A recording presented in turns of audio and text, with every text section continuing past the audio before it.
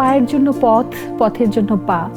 পা ছিল না কিন্তু পথটা তো ছিল। মায়ের কানের দুল বন্ধ করে রেখে আমার ফর্ম ফিল আপ হয়েছে। রেড লিফের কলম আমার কাছে অনেক প্রত্যাশার একটা কলম ছিল, যে একটা রেড লিফের কলম যদি আমি পেতাম। সবকিছুকে আপনি পিছনে মারিয়ে আপনি পড়ালেখা চালিয়ে গেলেন, শক্তিতে রূপান্তরিত করলেন।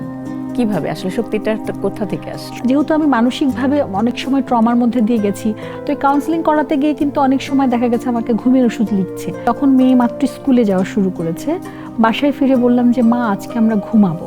তো তখনও আমাকে জড়িয়ে ধরে বলল, মা এর মানে কি, এই ঘুম মানে কি মরে যাওয়া?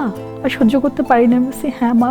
তখনও আমাকে জড়িয়ে ধরে বলল যে মা আমরা একসাথে মরবো, একসাথে বাঁচতে পারি না।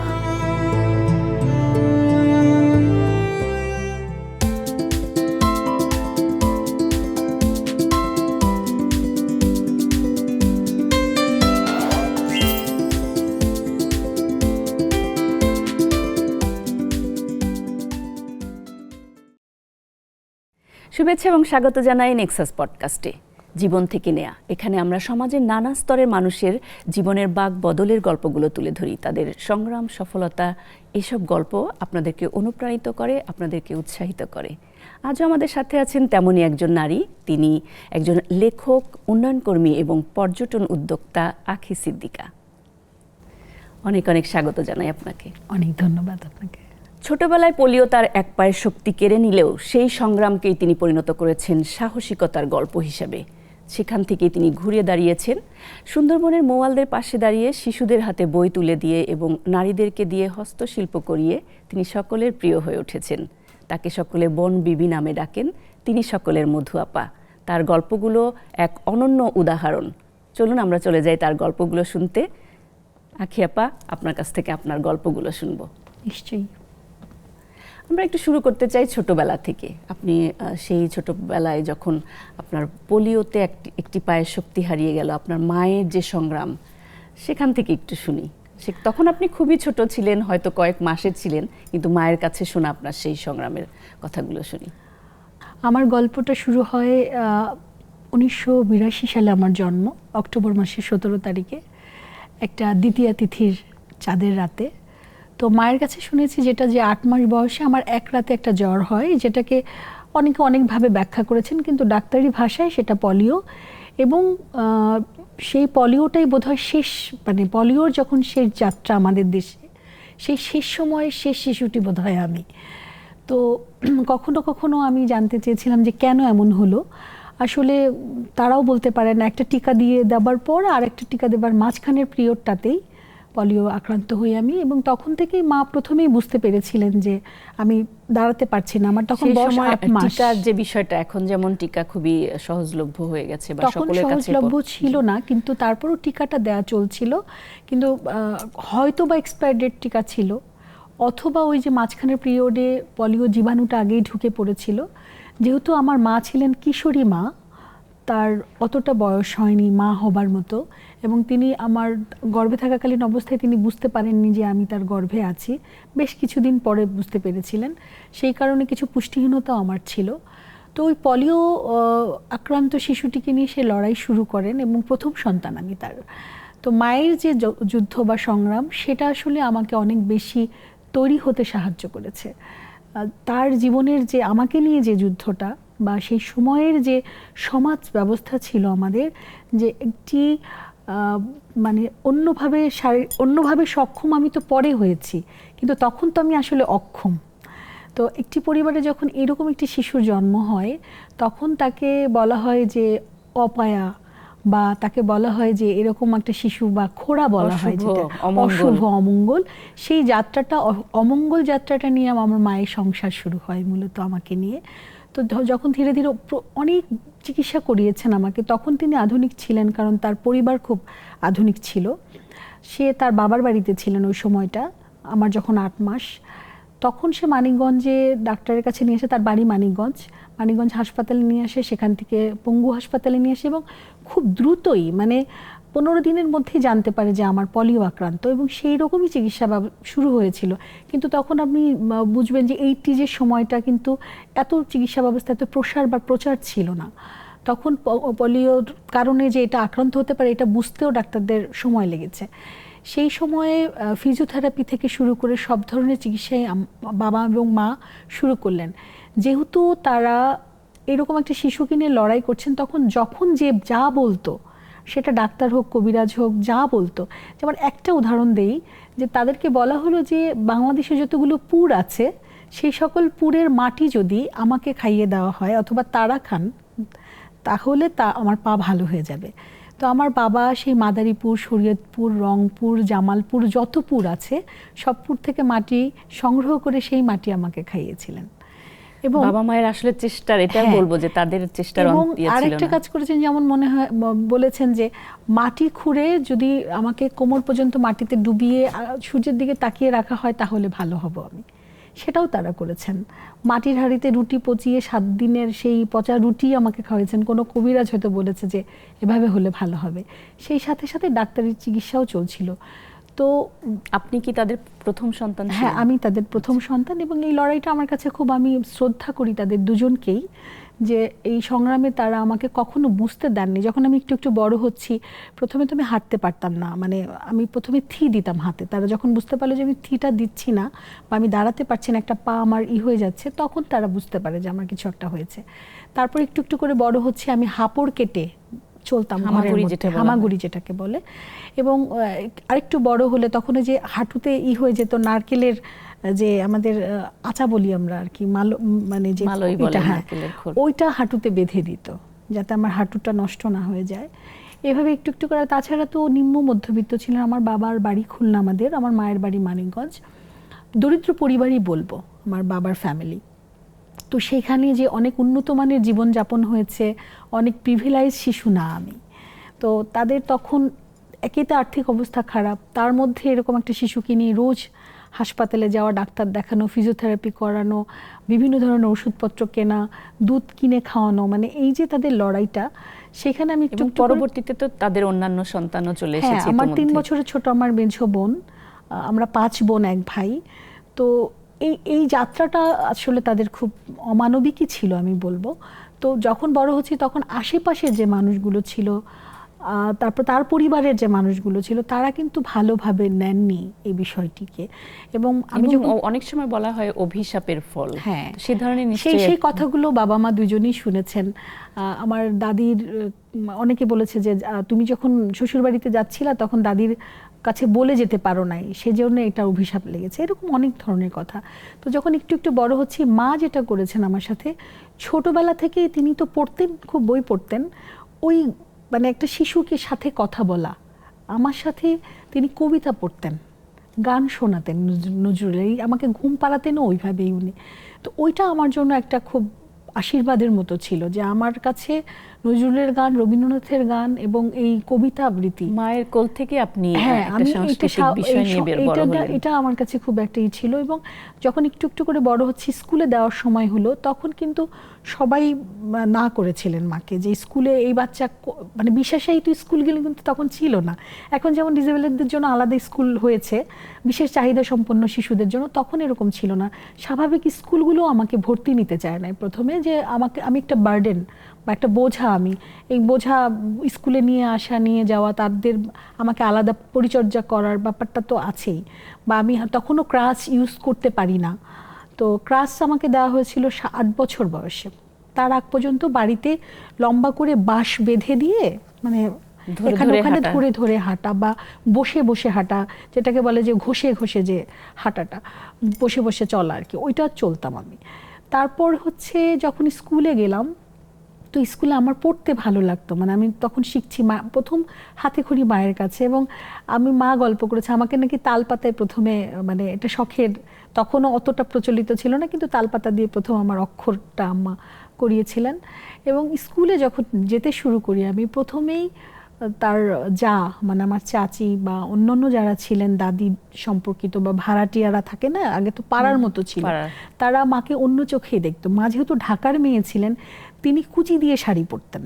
তো এটাও তার জন্য একটা খুব কঠিন ব্যাপার ছিল ওই সময়ে, ওই এলাকায় যে সে কুচি দিয়ে শাড়ি পরছে, তার মানে সে একটু এক্সট্রা অর্ডিনারি বা ব্যতিক্রম ধর্মী বা সুন্দরী ছিলেন, তিনি এগিয়ে যাওয়া মানুষ। এবং তিনি তখন সিনেমা দেখেন, সিনেমা হলে গিয়ে বাবার সাথে, বা গান শোনেন, এগুলো খুব ভালোভাবে তিনি আসলে গ্রহণ করেননি তাকে কেউ। আবার তার শিশুটি এরকম, যেহেতু সে সংস্কৃতি চর্চা করেন, তার অভিশাপও এটা হতে পারে যে আল্লাহ রসুলের নাম না নিয়ে এগুলো করছে, তার মানে এটার জন্যই এটা হয়েছে, এরকমও অনেক তাকে শুনতে হয়েছে। তো প্রথম স্কুলে যাওয়ার পর আমাকে পড়ালেন এবং আমি তখন জানতাম না যে রোল এক হলে এটা ভালো হয়। তো স্বাভাবিকভাবে আমার রোল এক হয়েছে, সবার অনেকগুলো ভালো রেজাল্ট হয়েছে, আমার রেজাল্ট তো খারাপ। আমি ঘরে এসে দরজা বন্ধ করে আছি, দরজা খুলছি না। প্রথমবার যখন আমার পরীক্ষার ফল দিল আর কি, তখন আমার চাচিরা কিন্তু এটা নিয়ে টিপ্পনি কেটেছে, বলেছিলাম না স্কুলে না দিতে, এখন তো বুঝো যে সে তো পড়ালেখাই পারে না, সে তো ঘরে দরজা দিয়েছে। পরে অনেক বলা করার পরে দরজা যখন খুলেছি তখন বলেছে তুমি কেন দরজা বন্ধ করলে, তখন আমি 1-এ পড়ি বা প্লেতে পড়ি। তা আমি বললাম সবাই 100-200 নাম্বার পেয়েছে, আমি তো 1 পেয়েছি, সেই জন্য আমাকে কম নাম্বার দিয়েছে। তো ওইটা খুব আমার মনে আছে, মায়ের এই গল্পটা মা প্রায়ই বলতেন যে তোমার প্রথমবার তুমি বুঝতে পারোনি যে এটাই প্রথম হওয়া। এবং এরপরে যখন খেলাধুলো বার্ষিক প্রতিযোগিতা হতো, তখন দেখা যেত যে সবাই তো খেলছে মাঠে, খেলে বিস্কুট দৌড় বা দৌড় প্রতিযোগিতা, তারপরে ওই যে ভেতর বাহির খেলা হতো, গোল্লা ছুট হতো, সেগুলোতে সবাই ফার্স্ট সেকেন্ড থার্ড হতো, আমার চাচাতো ভাই বোনেরা। তো তখন তারা ওই যে প্লেট বাসন এগুলো উপহার পেত। তো মা একবার আমি শুনেছি যে তিনি বলছেন যে আমার মেয়েটা যদি অসুস্থ না হতো তাহলে তো ও খেলতে পারতো, আমি তো মাঠে খেলতে পারতাম না, বা স্কুলেও কখনো সমবয়সী ছেলে মেয়েদের কাছ থেকে কি ধরনের আপনি পেতেন? তো ওই সময় ওই ব্যাপারগুলোতে তারপরে আমার কাছে মনে হলো, মা যখন এটা আফসোস করলেন তখন আমার কাছে মনে হলো যে আমাকে আলাদা কিছু একটা করতে হবে, মায়ের কিছু পুরস্কার এনে দিতে। তখন আমি যে ইসলামিক গান, কোরআন তেলাওয়াত, তারপরে কবিতা আবৃত্তি, স্বরচিত কবিতা, ছবি আঁকা, এইসব ব্যাপারে নাম দেওয়া শুরু করলাম। এবং স্যাররা তখন আমাকে আলাদাভাবে দেখতে শুরু করলেন যে, এবং বলছিলেন যে পড়ালেখা বন্ধ হয়ে যায়, পরে আবার কিভাবে সেটা শুরু হলো? সেটা আসলে পড়ালেখা অত আগেই বন্ধ হয়ে যায় না, মানে 5 পর্যন্ত আমার মোটামুটি পড়া চলছিল। 5-এ এসে বাবা বললেন তো অনেক পড়া হয়েছে, এখন আর দরকার নেই, কোরআন তখন আমি খতম দিয়ে ফেলেছি কোরআন। এবং আমার সমবয়সী বা বন্ধু যারা আছে সহযোগীও ছিল, আবার বিশেষ করে যারা আমার সাথে পিছন টেনে ধরা ছিল। তবে ছোট শিশুরা কিন্তু কখনো মানে ক্ষতিকর ছিল না, কিন্তু অন্য যারা শিশুরা ছিল বাইরে, যেমন আমি স্কুলে যাচ্ছি, হয়তো আমার সহপাঠী আমার ব্যাগটা নিচ্ছে, আমি তো ক্লাসে ভর দিয়ে যাচ্ছি, তখন দেখা যেত পেছন থেকে যে ওই খোঁড়া যায় এগুলো শুনতে হতো, বা ইট ছুঁড়ে মারতো আমার দিকে। তো আমার ছোট বোন যেহেতু আমার সাথে যেত, ও খুব কষ্ট পেত এবং আমাকে দাঁড় করিয়ে অনেক মানুষের জিজ্ঞেস করতে, এই মেয়ে তোমার পায়ে কি হয়েছে, প্রায় এই কথাগুলো শুনতে হতো। তখন আমার ছোট বোন খুব বিরক্ত হতো, একটা স্কুলে যেতে গিয়ে আধা ঘন্টা রাস্তায় চলে যাচ্ছে, তোমার জন্য স্কুলে যাওয়া যাচ্ছে না, তুমি এত প্রশ্নের উত্তর দেওয়ার দরকার কি, মানে ওর কষ্ট লাগতো, ওর বোনকে এটা বলছে মানুষ। এবং আমি প্রচুর ইট সহ্য করেছি, মানে রাস্তায়, মানে মানুষ তখন কোনো একটা কিছু দেখলে যে ব্যাপারটা ঘটে, ওগুলো পেয়েছি।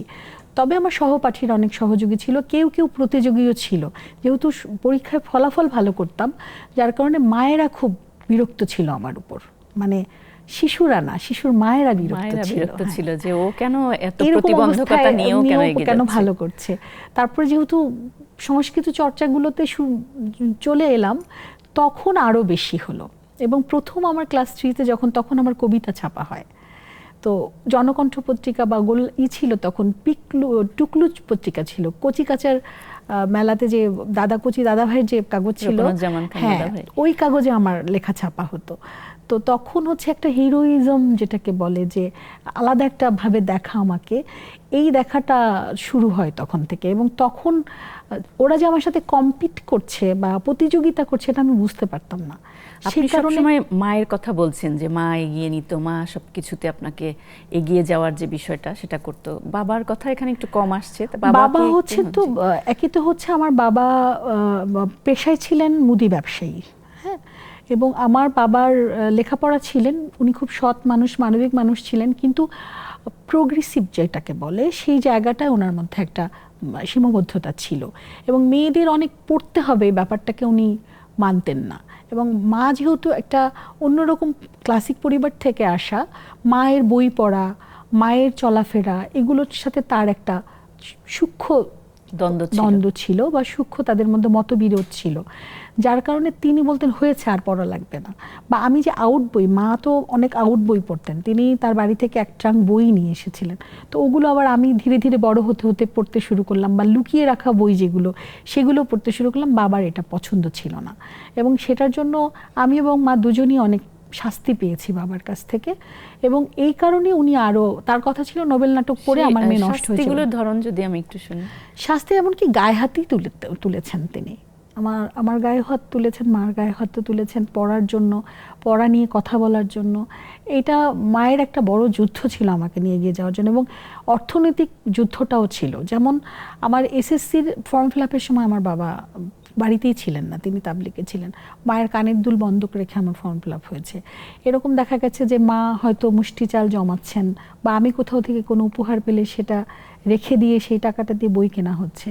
এমনও হয়েছে যে মা মেয়ে আমরা দুজনে রাতে সেলাই করে সেটাকে আলাদা বিক্রি করে সেলাই প্রশিক্ষণ নিয়েছিলেন, মা আমাকেও দিয়েছিলেন। তারপরে হচ্ছে অনেক সময় দেখা গেছে যে আমি নিউজ প্রিন্টের কাগজে আগে কলম পেন্সিল দিয়ে লিখে তার উপরে কলম দিয়ে লিখছি। একটা রেড লিফের কলম আমার কাছে অনেক প্রত্যাশার একটা কলম ছিল, যে একটা রেড লিফের কলম যদি আমি পেতাম, বা একটি কোনো কলম যদি পেতাম। আবার এমনও সময় গেছে এক তিস্তা হোয়াইট প্রিন্ট কাগজ যদি আমি লিখতে পারতাম, তো সেটাও তখন আমার কাছে অনেক দুষ্প্রাপ্য দুর্লভ কিছু ছিল। সরি, আসলে এখন হয়তো আপনি অনেক অনেক রেড লিপ কিনতে পারেন। হ্যাঁ, তখন পরীক্ষার জন্য 14 টাকা দাম ছিল তখনকার কলম রেড লিপের। তো বাবা প্রথম দিকে আমাকে সাইকেলে করে বাবা বাড়ি স্কুলেও দিয়ে আসতেন। মার সাথে যেহেতু পারছিলেন না তিনি আবার বলতেন পর্দার মধ্যে থেকে। তো আমি যখন প্রথম হাই স্কুলে যাই, প্রথম দিন দৃশ্যটা আমার মনে আছে, একটু বলি। সেটা হচ্ছে যে প্রথম দিন যে আপনারা দেখেছেন কিনা, নিচে যে চেইন সিস্টেমের একটা বোরখা আছে, নিচের পার্ট, আর উপরে গোল দিয়ে পর্দা, মানে উপরে ঢাকনা দেওয়া আর কি, ওরকম একটা বোরখা আমাকে পরিয়ে, আমার দুই হাতে দুটা ক্রাচ। তো প্রথম আমি স্কুলে গেলাম, আমি ইকবালনগর গার্লস হাই স্কুলে খুলনাতে পড়েছি। তো এখানে গেট খোলার সাথে সাথে আমি ঢুকেছি, দুপাশে ফুল বাগান। তো ঢুকে আমি হাই স্কুলে এসেছি, এটা আমার কাছে বিরাট স্বপ্ন যে আমি 5-এ বৃত্তি পেয়েছি এবং স্কুলে আসছি। আর আরেকটা মজার ব্যাপার ছিল, আমার খুব বেশি খরচ করতে হতো না, বিদ্যুৎ বিল 5 টাকা দিলেই আমি অবৈতনিকই পড়াশোনা করেছি, বেশিরভাগ রেজাল্ট ভালো হওয়ার কারণে। স্কলারশিপ পেয়েছি। হ্যাঁ, স্কলারশিপ পেয়েছি পরবর্তীতে। তো দেখা যাচ্ছে হাই স্কুলে উঠেও আমার একই রকম, মানে যে আমাদের যে বেতন দিতে হতো বা অন্যান্য খরচও স্যাররা ওইভাবে নিতেন না। তো প্রথম দিন যখন ঢুকলাম, তো 2টা পা দিয়েই আমি বোরখা যেহেতু প্রথম পড়েছি, আমার তো এটা পরে অভ্যাস নেই, আমি পুরো মানে পেঁচিয়ে পড়ে গেলাম একদম ইসের মধ্যে। তখন আমার একটু অঙ্ক স্যার, পরে জেনেছি উনি অঙ্ক নেন, উনি আমাকে তুললেন, তুলে বলে কি এটা কে, একটা বস্তা পড়া একটা বাচ্চা মেয়ে। তখন আমার বাবাকে বললেন যে আপনি এটা কী করছেন, ওকে এটা পড়ায় নিয়ে আসছেন আপনি নিতে, এতটুকু একটা বাচ্চা মেয়ে। তো বললো এটা পড়েই ওকে আসতে হবে। আমি কিন্তু ওভাবেই স্কুল করেছি আমার পুরো হাই স্কুল জীবন। ক্লাসে তো যেহেতু গার্লস স্কুল ছিল, ক্লাসের মধ্যে আমার ম্যাডামরা বলতেন এখন খুলে রাখো, তো ক্লাসে আমি খুলে রাখতাম। আর আমি নামতাম না উপর থেকে, আমার উপরতলায় ছিল, তো আমাকে অনেক সময় আমার বান্ধবীরা কোলে নিয়ে 4তলা দিয়ে উঠতে হতো আমাদের 4তলায়। আর আমি যেহেতু অ্যাসেম্বলি করতে পারতাম না, আমার শিক্ষকরা আমাকে দিয়ে সঙ্গীতটা করাতেন, যেহেতু আমি দাঁড়িয়ে পিটি করতে পারতাম না, সেই কারণে সঙ্গীত, ড্রাম বাজানো, তেলাওয়াত করা, যাতে আমারও ওদের সাথে যুক্ততা হয় আর কি, তৈরি হয়। হ্যাঁ, এই কারণে তারা আমার সাথে এটা করতেন। তো এইটা আমার জন্য একটা বড় ব্যাপার ছিল। তারপর যখন এসএসসি পরীক্ষার, আমার বড় চাচা যেটা করেছিলেন যে আমি যে পড়ছি সেটা তার পছন্দ ছিল না, কারণ তার ছেলেমেয়েরা রেজাল্ট ভালো করছে না, আমি করছি। একসাথে আমাদের বিদ্যুতের লাইন ছিল, উনি কাট আউট খুলে রাখতেন রাতে যেন আমি পড়তে না পারি। এবং আমি যখন এসএসসিতে ভালো রেজাল্ট করে তাকে সালাম করতে গেলাম, আমার মনে আছে তিনি আমার সালামটা নেননি, পা সরিয়ে ফেলেছিলেন। এবং মাকে তো একটা খুব বাজে একটা গালি দিয়ে বলতেন যে তুমিও এরকম, তোমার মেয়েও এরকম হচ্ছে, মানে লেখাপড়া শিখে অমুক হয়েছে সে, মানে অনেকটা বেয়াদবির মতো আর কি। তো আমি তো প্রতিবাদ করতে শিখেছি তখন অল্প অল্প করে। এত সংগ্রামের মধ্যে দিয়ে আপনি নিজেকে এই যে তৈরি করলেন, আমরা শুনবো আরো এসব কথা। আমি বিরতি নিয়ে আসছি একটা। নিশ্চয়ই দর্শক, আমরা আঁখি সিদ্দিকার সংগ্রামের গল্পগুলো শুনছি, নিশ্চয়ই আপনারা উদ্যমী হয়ে উঠবেন তার এই সাহসিকতার গল্পগুলো শুনে। থাকুন আমাদের সাথে, আমরা বিরতি নিয়ে ফিরছি।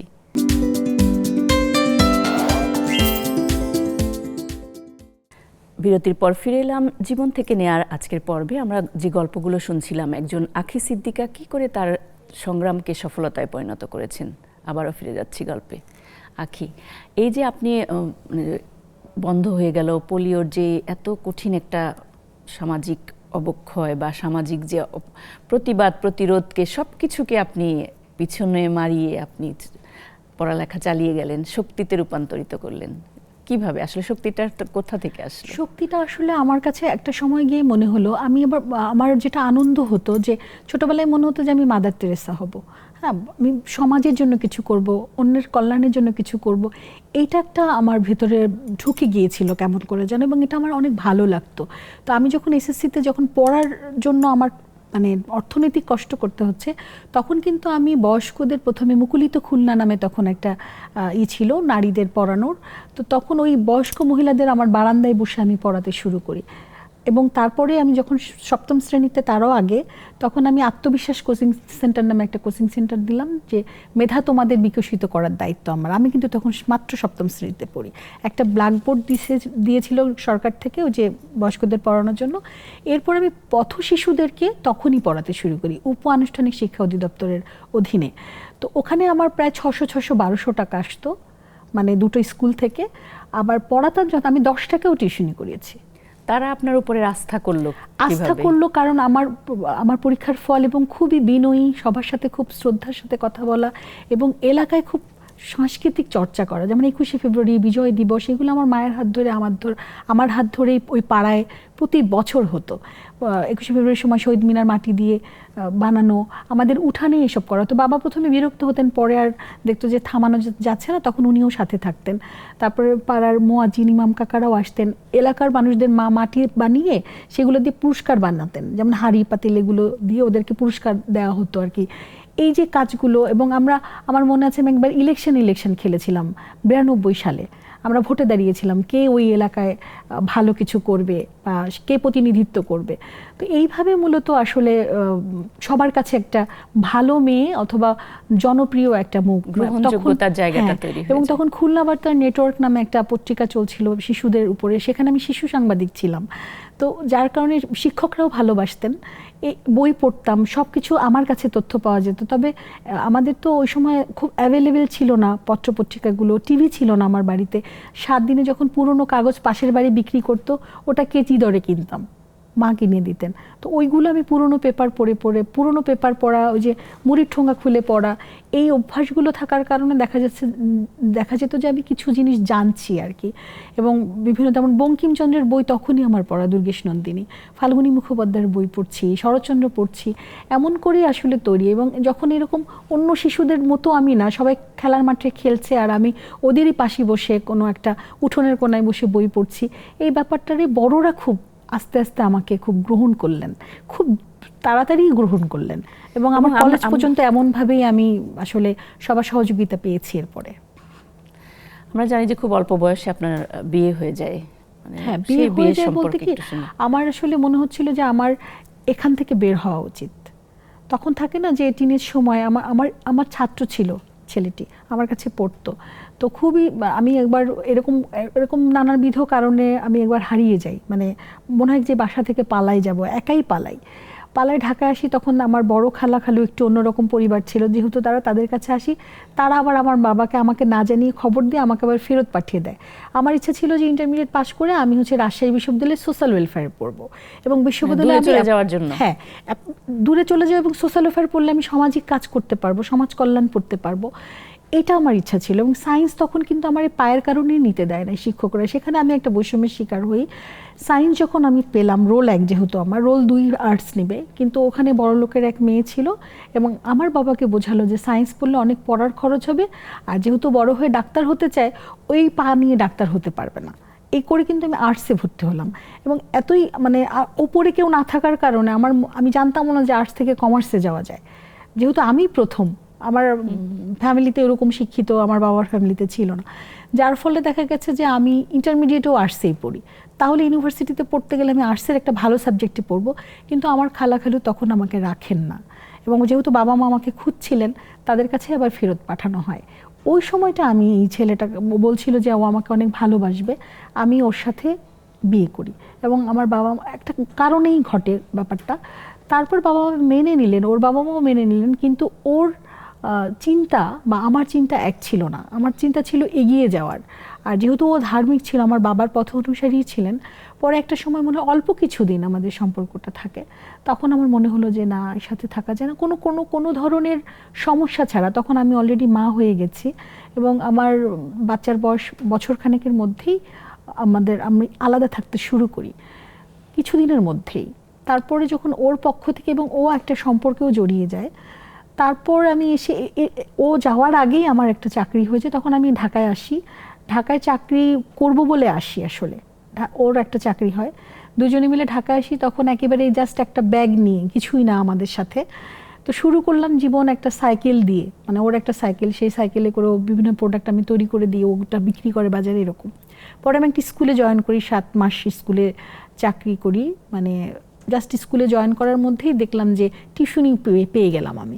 টিউশনি করাতে গিয়ে এরকম ঠোঙা কুড়িয়ে পড়ার অভ্যাস, তো ময়লার ঝুড়িতে একটা কাগজ ছিল, ওটা দেখতে গেছি। এর মধ্যে আমি যে টিউশনি যাকে পড়ায় তার মা আমার হাত থেকে কাগজটা কেড়ে নেয়। তখন আমার কিউরিওসিটি হয় যে একটা পেপার কাটিং আমার কাছ থেকে কেড়ে নিল কেন। ওই কৌতূহল থেকে ওই তারিখের পেপার আমি জোগাড় করে দেখি যে একটা ছোট্ট সার্কুলার আছে ওখানে, এই যে আমি যেখানে চাকরি করি একটা সরকারি প্রতিষ্ঠানে, ওইটা আমার প্রথম অ্যাপ্লিকেশন, প্রথম চাকরি। এবং ওইটাই আমি এই 23 বছর, প্রায় 22 বছর আমার চাকরির, 22-23 বছর হয়ে গেল, 2004-এ আমি জয়েন করি। তো ওই চাকরিটা যখন আমি মানে দরখাস্তটা আবেদন করি, তখন কিন্তু আমি কম্পিউটার জানি না, কম্পিউটার অপারেটর হিসেবে তখন লোক নিচ্ছিলেন। ওই সময় কিন্তু আমি এই প্রতিবন্ধকতার শিকার হই যে আপনি এই অবস্থায় কেন, আপনাকে কেন নিব আমরা।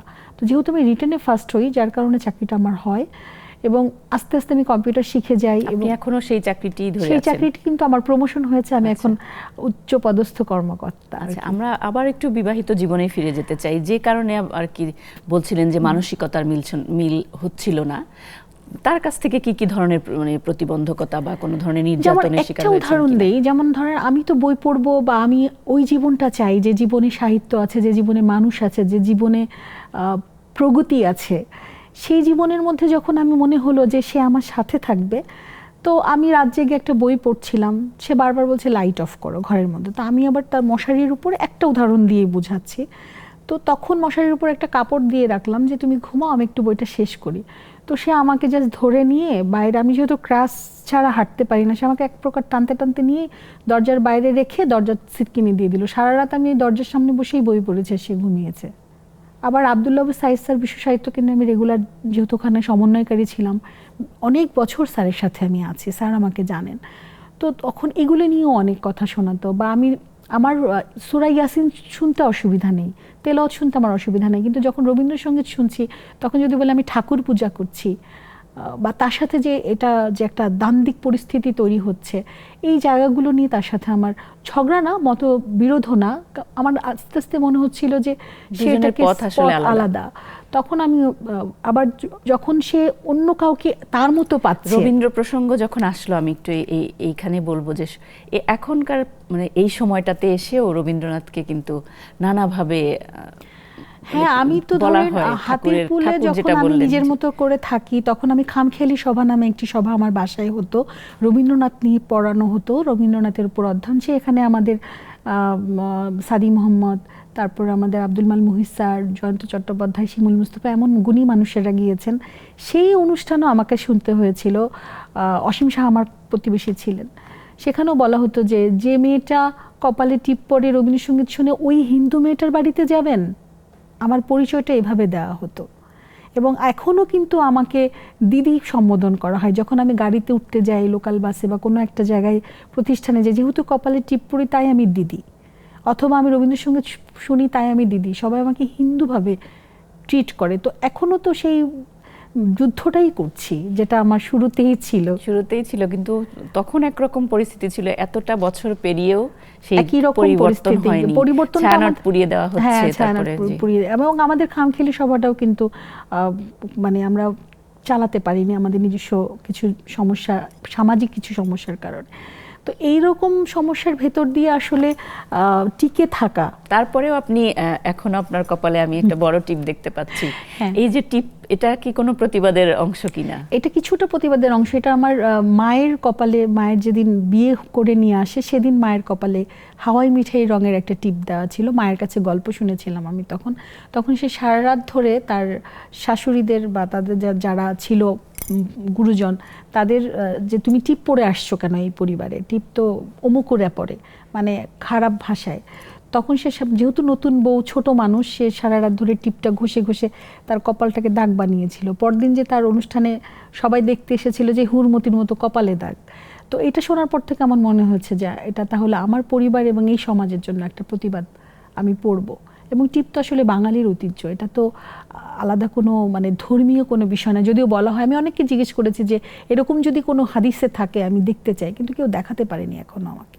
আমি দেখতে চাই এটা। আমি যদি যারা শুনছেন তারাও যদি পান আমাকে, অনেকেই মানে আমার অফিসেও কিন্তু আমি এত দিন ধরে কাজ করছি, আমার মানে আমার সিনিয়র একজন ডেকে বলেছিলেন, আয়শা টিপ পড়ছেন না তো করতে পারি না, যদি একটু ছোট পড়েন। হ্যাঁ, তো আমার কাছে মনে হচ্ছে যে তার সামনে আমি আরো বড় করে পড়ে যাই, মানে এটা তো ব্যক্তিগত ব্যাপার, তিনি বলতে পারেন না। তো এমন অনেক কিছুই আছে যে মেয়েদেরকে চট করে ব্যক্তিগত বিষয় নিয়ে কথা বলা যায়। একটু ধরেন, একটু মোটা হয়েছেন আপনি, আপনি কি প্রেগনেন্ট? এই শব্দগুলো আমার মনে হয় অনেক মেয়েই শোনেন তার অফিসে বা তার যারা আছেন তাদের ওখানে। বা কখনো আপনার একটু মন খারাপ থাকে, কি আজকে কি জামাই খুব বকছে নাকি, মানে এই সাউন্ডগুলো যেন খুব কমন এবং হাসতে হাসতে বলে ফেলে। এটা এখনকার সময়ে এসেও কিন্তু নারীর পোশাক, নারীর টিপ বা নারীর চলাফেরা নিয়ে আমাকে বলা হয়েছে জিন্সের প্যান্ট পরে আমি কেন অফিসে আসি। তো আমি তো কোথাও দস্তখত লিখিনি যে আমি কোনো নিয়োগ পেপারের সাইন করার সময় যে আমি কি পরে আসবো। আমি শালীন থাকলেই হলো, আমি অশালীন না হলেই হলো। এই বিষয়গুলো আসলে আমাদের জন্য দুঃখজনক যে আমরা এগোতে পারিনি। বিশেষ করে উন্নয়নশীল দেশগুলো অন্য যারা করছে তাদের তুলনায় আমরা অনেক পিছিয়ে আছি।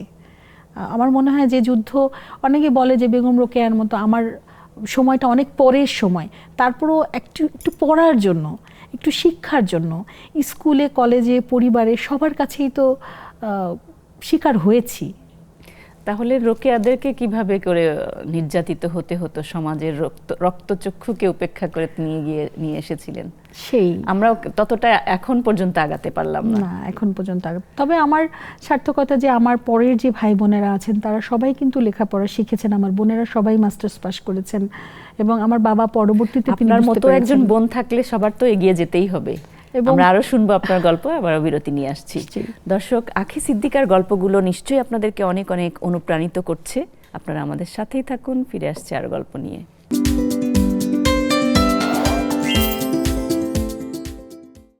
বিরতির পর আবারও আমরা গল্পে চলে যেতে চাই।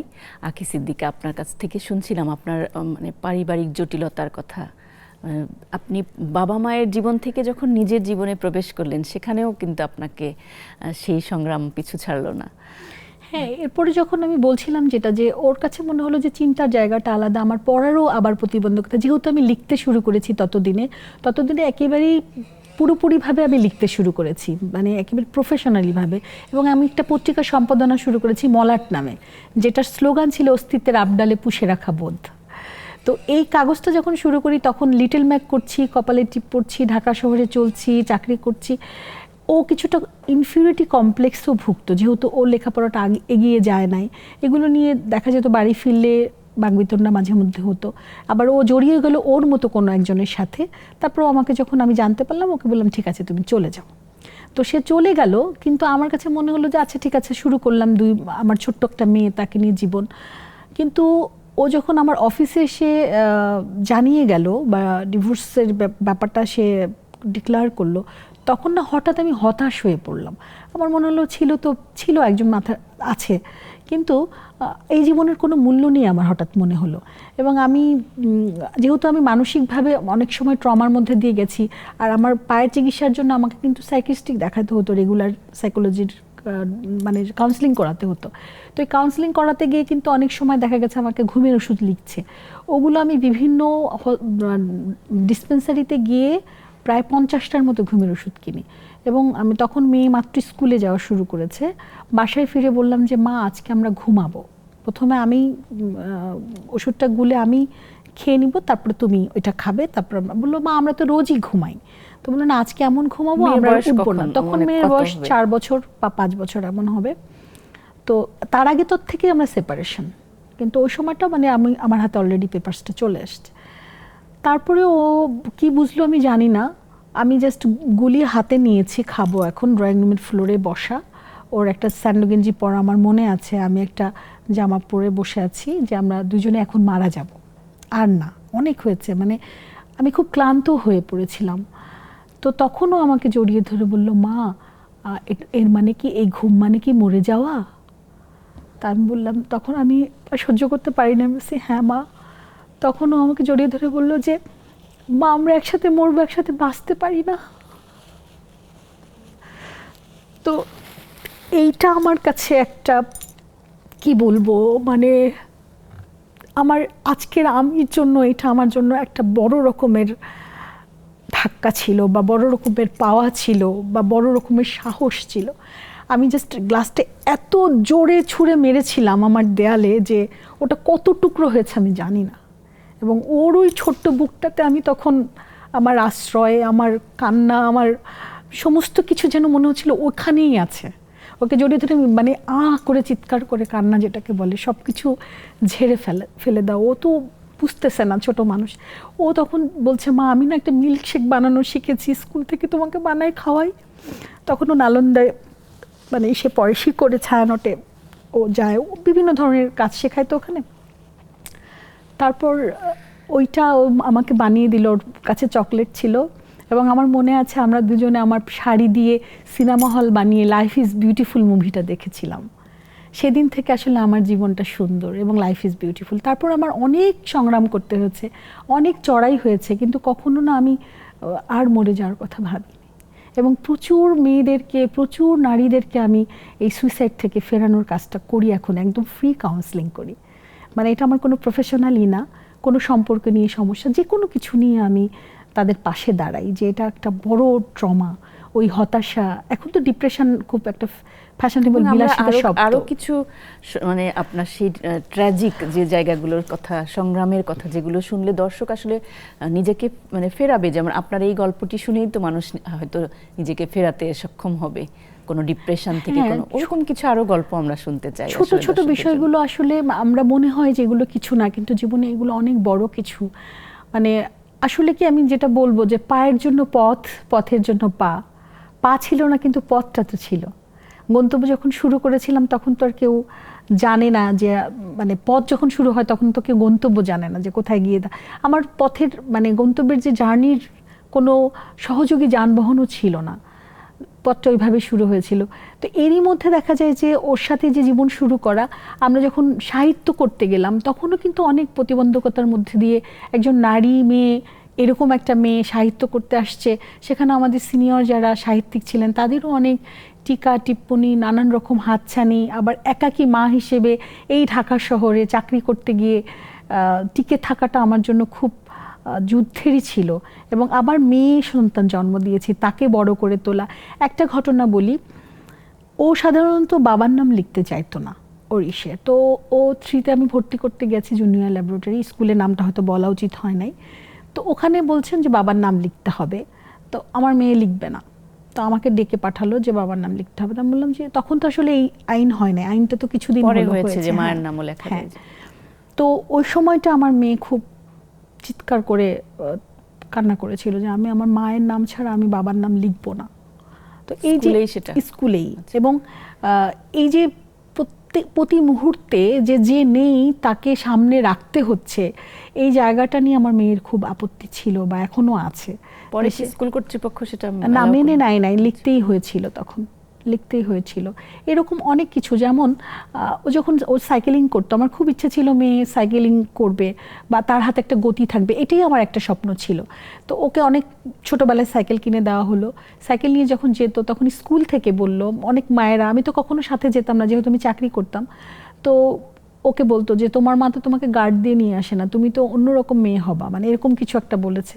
তখন ও বলেছিল মা আমাকে গার্ড দেয়নি, কিন্তু মা আমাকে গার্ডস দিয়েছে। তোকে যখন কারাতে শেখালাম আমি প্রথম আমাদের কলেজে যে অ্যালামনাই আছে তাদেরকে নিয়ে প্রথম খুলনাতে নারী কারাতে শিক্ষা কেন্দ্র করি আমার এক ম্যাডামের সহযোগিতায়। তারপরে ও সারা বাংলাদেশের জেলা ভিত্তিকভাবে গ্রিন ভয়েজের মাধ্যমে কারাতে শিখিয়েছে। তো এই যে মানে মেয়েদেরকে তৈরি হওয়াটা, স্বাবলম্বী হওয়াটা, মানসিকভাবে শক্তি যোগানো, আসলে আমরা মেয়ে কি করছে এখন? এখন মেয়ে হচ্ছে ট্যুরিজম অ্যান্ড ট্রাভেল ম্যানেজমেন্টে পড়ছে ড্যাফোডিল ইউনিভার্সিটিতে। ওর দিল্লিতে হয়েছিল কিন্তু তখন তো ভিসা দেয়নি 24-এ, এই জন্য যেতে পারেনি। তারপর প্রাচ্যনাট্য থিয়েটার করছে, নাচ করায় বাফাতে, আবৃত্তিও করায় ওখানে, মানে শেখায়, যোগ্য মেয়ে। হ্যাঁ, এবং ও নিজেও লেখালেখি করে, ওর একটা বই আছে, আমার তো বই আছেই, চলছে লেখালেখি। কিন্তু যে জিনিসটা বলছিলাম যে মেয়েদের ওই জায়গাটা স্বাবলম্বী হয়ে তোলাটা, মানে ভেতর থেকে সাহসটা যে আমি পারি, আমি সব পারি তা না, আমি পারি। ঢাকা বিশ্ববিদ্যালয়ে ভর্তি হলেন, সেটাও নিশ্চয়ই অনেক লড়াই ছিল। ঢাকা বিশ্ববিদ্যালয়ে আমি ঠিক সরাসরি পড়িনি, আমি জগন্নাথ বিশ্ববিদ্যালয়ে পড়েছি, কিন্তু ঢাকা বিশ্ববিদ্যালয়ে আমি ক্লাস নিয়েছি। ওখানে পাবলিক অ্যাডের আমার বাংলা সাহিত্যের যে অ্যাডমিনিস্ট্রেশন ওটা পড়িয়েছি আমি, এবং ওখান থেকে আমার ভাষা শিক্ষার উপরে ডিগ্রি আছে। তারপর আমি হিউম্যান রিসোর্স ম্যানেজমেন্টের উপরে আবার বিআইএম থেকে পাশ করেছি, ক্যাপিটাল মার্কেটে বিআইসিএম থেকে করেছি। মানে আমি পড়াটা আসলে বন্ধ করিনি, মানে হ্যাঁ, আমি আমার একাডেমিক শিক্ষাও যেমন পড়েছি এবং অন্যান্য যে কাজগুলো করা, সাহিত্যের জন্য করা বা মানুষের জন্য করা। তো যেটা আপনি সুন্দরবনের কথা জানতে চাচ্ছিলেন আমার কাছে, যে ব্যাপারটা ঘটে যে আমি তখন গণহত্যা আর্কাইভ জাদুঘরে একটা গবেষণার কাজ করছিলাম সুন্দরবনের শরণার্থীদেরকে নিয়ে। তো মানে আমি পছন্দ করেছিলাম সাবজেক্টটাকে, কারণ আমরা অনেকগুলো গণহত্যা নিয়ে কাজ করেছি ইতিমধ্যে, যেটা হচ্ছে মুনতাসির মামুন স্যার করেছেন। তো তখন সুন্দরবনে আমি যখন প্রথম যাই, যে দেখি ওখানকার নারীদের অবস্থা খুব খারাপ এবং তারা হচ্ছে খুবই ভালনারেবল পজিশনে আছে। তাদের কি বলে, এই জায়গাটা একটু বেশি করে শুনতে চাই দর্শকদের জন্য, যারা নারীরা আছেন তারা, তাদের শেখার জন্য শুনবো, কিন্তু তার আগে আবারও একটি বিরতি নিয়ে আসছি। দর্শক, আবারও একটি বিরতিতে যাচ্ছি। আমরা শুনছিলাম আঁখি সিদ্দিকার সংগ্রাম সফলতার গল্পগুলো, কি করে তিনি এই পর্যায়ে আসলেন। আরও শুনবো, আমাদের সাথেই থাকুন।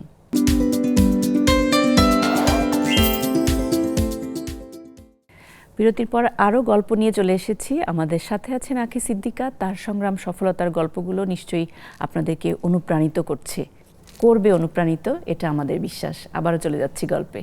আঁখি সিদ্দিকা, সুন্দরবনের নারীদের কথা বলছিলেন, তাদের লবণাক্ত পানির কারণে তাদের যে বলছিলেন যে আপনি তাদের যে স্ট্রাগলটা, যেহেতু আসলে ইতিমধ্যে আমি এই পর্যন্ত যে ভ্রমণটা আমি শোনালাম, তার মাঝখানে আমার কিছু সামাজিক কাজ করা ছিল। যেমন খুলনা বিশ্ববিদ্যালয়ের প্রথমে আমি পথ শিশুদের স্কুল করি, যেটা ঢাকা ইউনিভার্সিটিতে বারান্দাতেও হয়েছে, আমাদের পাঠঘর নামে। তারপর হচ্ছে বাল্যবিবাহ রোধ করা নিয়ে কাজ করছিলাম। এরকম অনেক ধরনের কাজের সাথে যুক্ত থাকতে থাকতে মনে হতো যে কোনো জায়গায় কোনো অসঙ্গতি দেখলে, কোনো একটা পরিবর্তন করা সম্ভব চিন্তা করলে তখনই সেটা শুরু করার একটা প্রবণতা ছিল। তো ওখানে গিয়ে যখন আমি সুন্দরবনের শরণার্থীদের মুক্তিযুদ্ধের গল্প শুনতে গিয়ে দেখলাম যে মেয়েরা এতটুকু পানির মধ্যে নেমে চিংড়ি ধরে টেনে টেনে আর কি, সেটা শিশু মেয়ে থেকে বড় মেয়ে পর্যন্ত, নারী পুরুষ উভয়ই। এবং সুন্দরবনে আপনি হয়তো জানেন যে নারীরা খুবই মানে মাতৃতান্ত্রিক পরিবার নয় ঠিকই, কিন্তু তারাই কর্মঠ বেশি। পুরুষেরাও আছে, জেলে মৌয়াল এরকম আছে, কিন্তু নারীরাও অনেক সক্রিয়।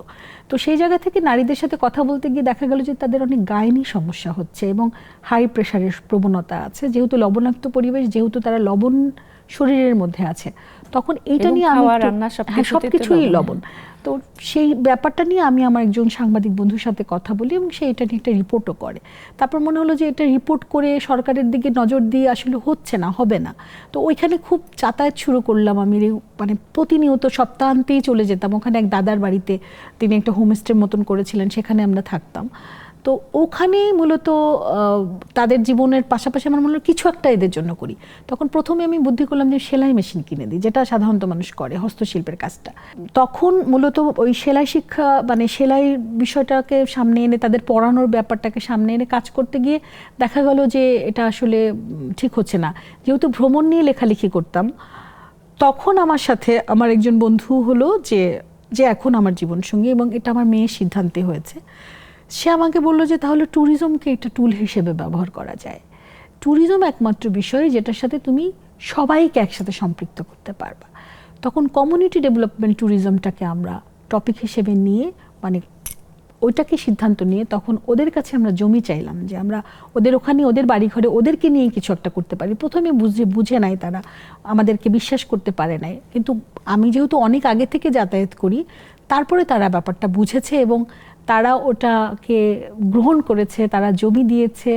ওখানে একেবারেই অল্প টাকায় শুরু করা আমাদের গোলপাতা দিয়ে বাঁশ দিয়ে ঘর, ইরাবতী ইকো রিসোর্ট, এবং সেখানে আমি ঢাকা থেকেও কিছু উদ্যোক্তা তৈরি করে তাদেরকে নিয়ে শুরু করি যাত্রাটা। এখন যেটা হয়েছে যে ওখানে প্রায় 16টার মতো পর্যটন, এখন একটা পর্যটন গ্রাম হয়েছে ওটা। এবং আপনি শুনলে অবাক হবেন যে ওই নারীরা এখন তারা ওই জল থেকে অনেকটাই ডাঙায় উঠেছেন। আমাদের দেখা যায় সাধারণ মানুষ বা যারা সহজ স্বাভাবিক তাদের পক্ষে কিন্তু ওই জায়গাগুলোতে যাওয়া অনেকটা কঠিন হয়ে যায়। আসলে আমার এত সুন্দরভাবে যাতায়াত করছেন। সুন্দরভাবে যাতায়াত যখন শুরু করেছি তখন কোনো ঘাটও ছিল না। আমার মনে আছে যে তখনকার যে মৌয়াল দাদারা তারা কাঁকড়ার যে ড্রামগুলো আছে দুই পাশে হুকে বেঁধে ওর মধ্যে আমাকে ড্রামের মধ্যে বসিয়ে নদী থেকে ওটা ধরে তুলতেন। এবং ওখানে কোনো রাস্তা ছিল না, তো অবদার যে ভাঙা জায়গা যেগুলো ছিল ওখানে আমাকে যে সুপারির খোলের মধ্যে বসে যে টেনে টেনে নিয়ে যায় ওভাবে তারা আমাকে নিয়েছেন। আমার কথা হচ্ছে যে পরিবেশটাকে রক্ষা করে এবং ওখানে ইকোসিস্টেম যেটাকে মানে ওখানকার যে ইকো, সেই ইকোকে কিভাবে ধরে রেখে তাদের সংস্কৃতিকে ধরে রেখে এবং প্রাণীদের কোনো ক্ষতি না করে নদীর কোনো ক্ষতি না করে কিভাবে এটাকে বাস্তবায়ন করা যায় সেই চেষ্টাটা করেছি। অনেকটা সফল হয়েছে, অনেকটা হয়নি, কারণ যারা পরবর্তীতে রিসোর্ট করতে গেছে তারা তো আসলে ব্যবসার উদ্দেশ্যে গিয়েছে, আর সবার ধারণা বা সবার চিন্তা একরকম না। সেই চিন্তার জায়গাটাকে ফলপ্রসূ করতে যুদ্ধটা আসলে চলমান, সেখানে সরকারকে অবশ্যই এগিয়ে আসতে হবে। সরকার যদি কোনো নীতিমালা দেয়, দেখা যায় সুন্দরবনের পানিতে সাঁতার কাটছে, আবার মানে পর মুহূর্তেই দেখা যায় সে ঢাকাতে। এই যে আখির চঞ্চলতা, আখির ছুটে চলা, এই বিষয়গুলোকে ওই প্রত্যন্ত অঞ্চলের মানুষজনেরা কিভাবে দেখতো শুরুতে? তারা প্রচন্ড রকম তাদের ভালোবাসা আমার জীবনের বড় রকমের একটা অর্জন। সেটা হলো যে আমি যখন রবি থেকে বৃহস্পতিবার পর্যন্ত অফিস করি, বৃহস্পতিবার অফিস করে আমি রওনা দেই, আমি শুক্র শনিবার ওখানে থাকি, মাঝে মাঝে ছুটি নিয়েও থাকি।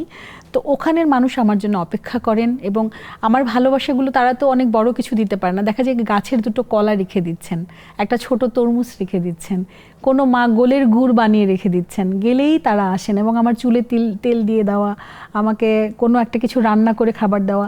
এবং ওখানকার মেয়েদের যাতে বাল্যবিবাহ না হয়, ওখানে আমার প্রায় 3-4টা পাঠশালার মতো স্কুলের মতো আমরা করেছি, যেটা হচ্ছে ধর্মভিত্তিক যে মন্ত্রণালয় আছে, যেটা মসজিদ ভিত্তিক এবং মন্দির ভিত্তিক যে স্কুলগুলো করে ধর্ম মন্ত্রণালয়, এটা অনেকেই জানেন হয়তো, যে তারা একটা রেজিস্ট্রেশন দেয় এবং সেখানে স্কুল টিচারকে বেতন দেয়। তো এইটা আমাকে একটু যুদ্ধ করে বের করে নিয়ে আসতে হয়েছে মন্দির ভিত্তিক এবং মসজিদ ভিত্তিক স্কুল।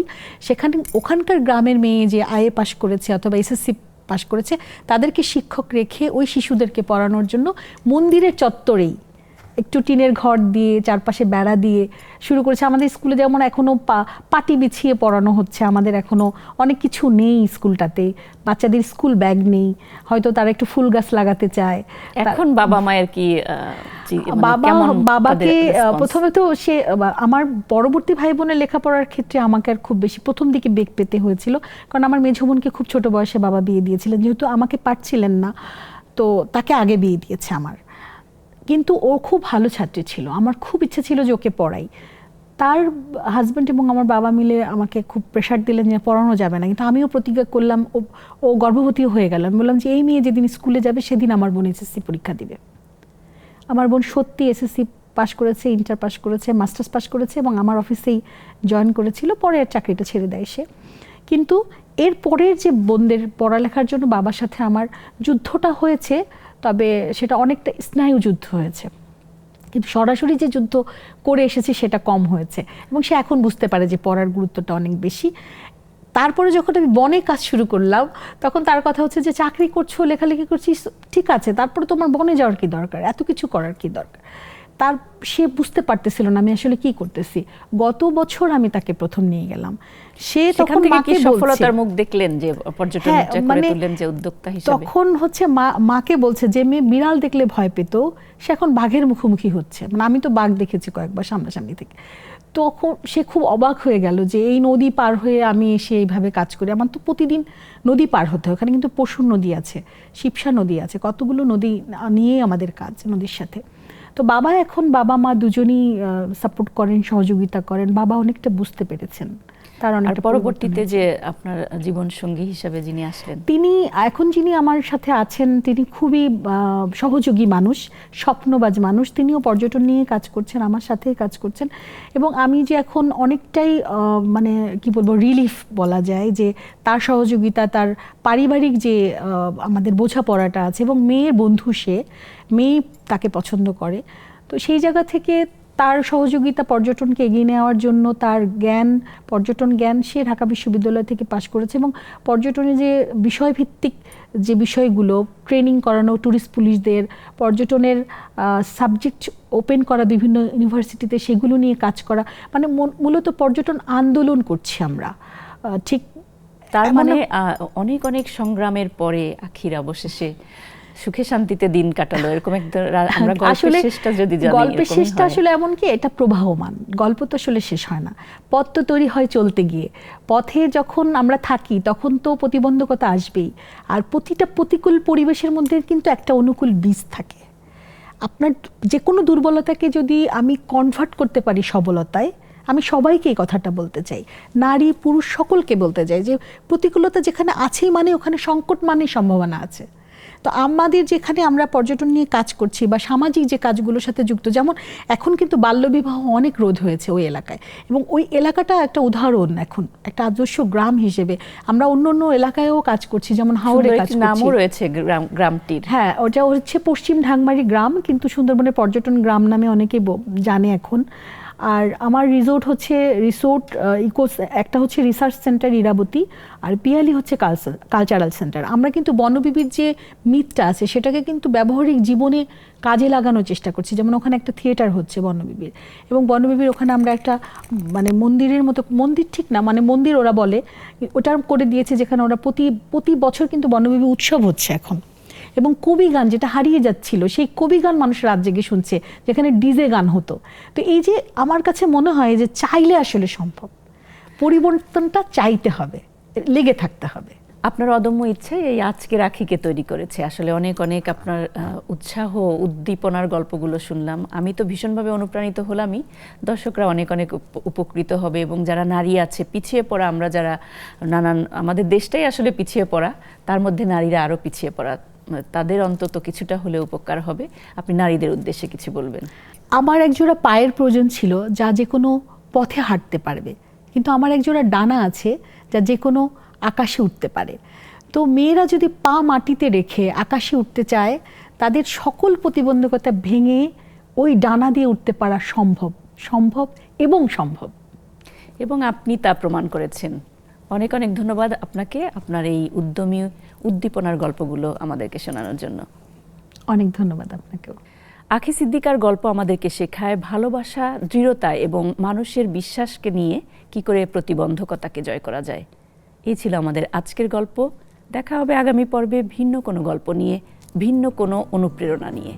আমাদের সাথেই থাকুন, নেক্সাসের সাথেই থাকুন।